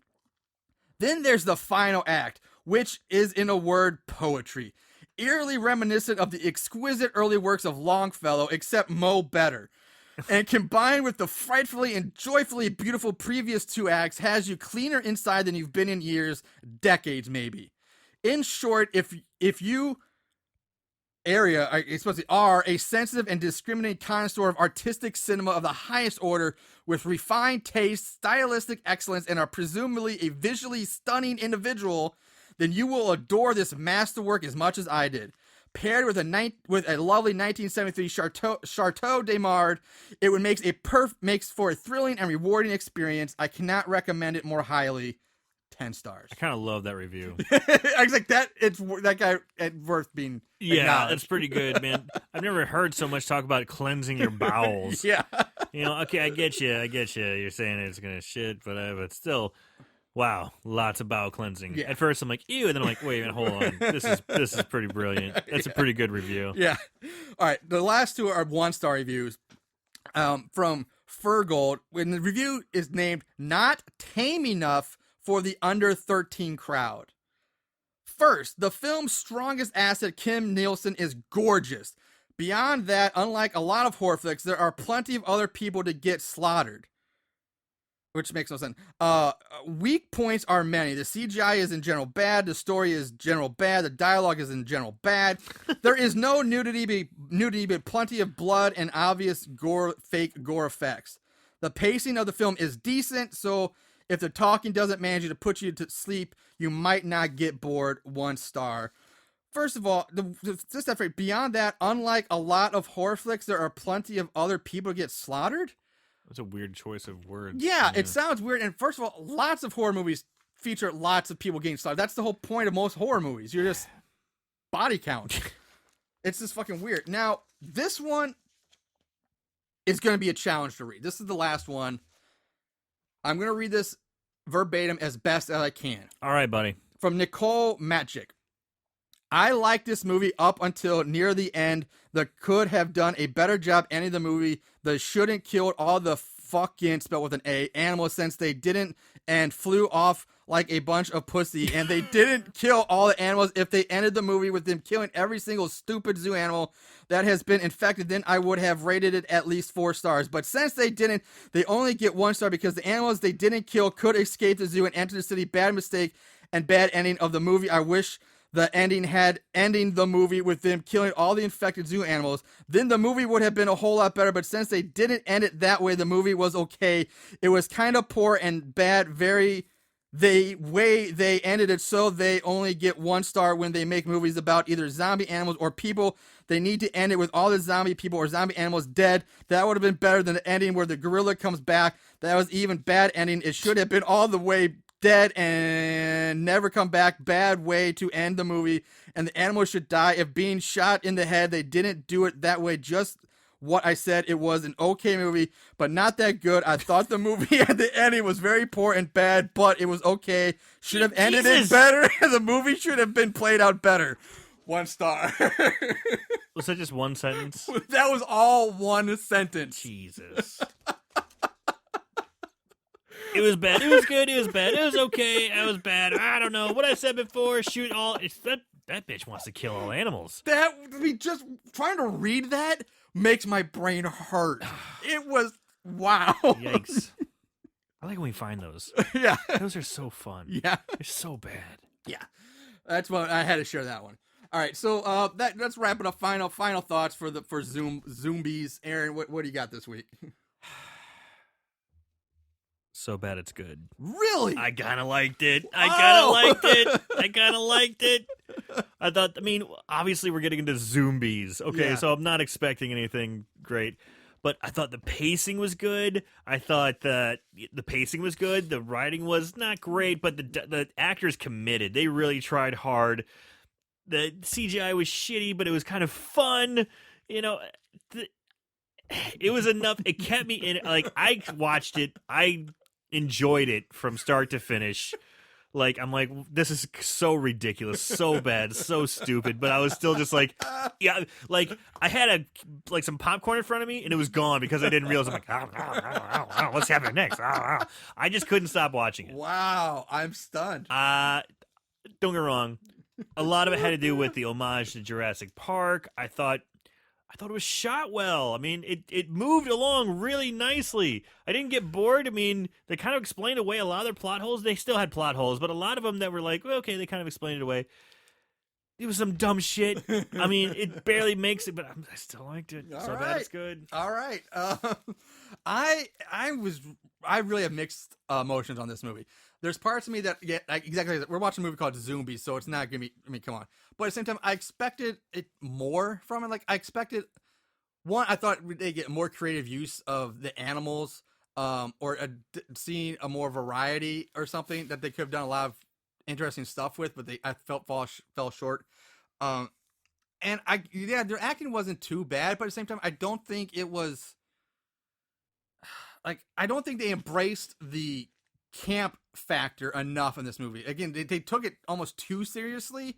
Or if they would have gone a little more campier and light, I think it would have blended more fun. Would have blended a bit better. Because we had that bad of effects, you can't beat that. It's just come on, really bad. But you're right. It is paced well. You don't really get too bored with it, but it's just so bad. It's really bad. I'm really on the fence with this. Like, it's bad, but at the same time, I have watched it twice. And I can't see, like, it kind of ridiculously enjoyable. Like, I don't know if I could watch it twice, though. I watched it once, and I went back and watched it twice to take my notes the second time. So, excuse me, I'm torn. I'm really torn. I almost might have to call this a push, but